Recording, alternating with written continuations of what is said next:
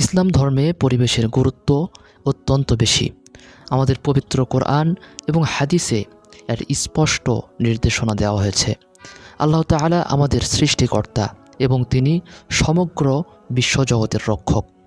কোরআনের সূরা আ'রাফের ৩১ নম্বর আয়াতে বলা হয়েছে, হে আদম সন্তানগণ, প্রতিটি উপাসনার সময়ে তোমরা তোমাদের সৌন্দর্য উপকরণ গ্রহণ করো, আহার করো ও পান করো, কিন্তু অপচয় করো না। নিশ্চয়ই তিনি অপচয়কারীদের পছন্দ করেন না।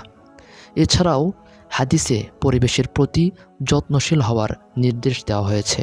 এক হাদিসে রাসূলুল্লাহ সাল্লাল্লাহু আলাইহি ওয়াসাল্লাম বলেছেন, যদি কিয়ামত কায়েম হয়ে যায় আর তোমাদের কারো হাতে একটি খেজুর গাছের চারা থাকে, তাহলে সে যেন তা রোপণ করে।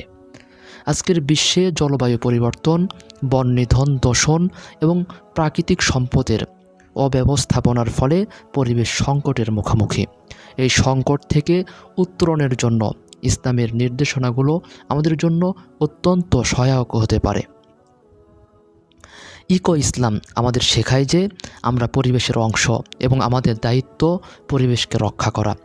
আমাদের প্রতিদিনের জীবনে কিছু সহজ পদক্ষেপ গ্রহণের মাধ্যমে আমরা এই নির্দেশনাগুলো অনুসরণ করতে পারি।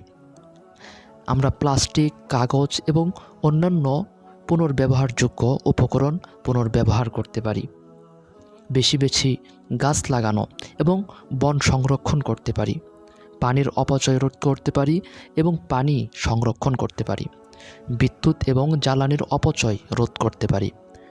অন্যদের মধ্যে পরিবেশ সচেতনতা বৃদ্ধি করতে পারি। আমাদের সবার উচিত পরিবেশের প্রতি যত্নশীল হওয়া এবং ইসলামের শিক্ষাগুলো মেনে চলা। তাহলে আমরা একটি সুন্দর, সুস্থ ও টেকসই পৃথিবী তৈরি করতে পারব। আল্লাহ আমাদের সকলকে হেদায়েত দান করুন এবং আমাদের প্রচেষ্টাগুলো কবুল করুন। আসসালামু আলাইকুম ওয়া রাহমাতুল্লাহি ওয়া বারাকাতুহু।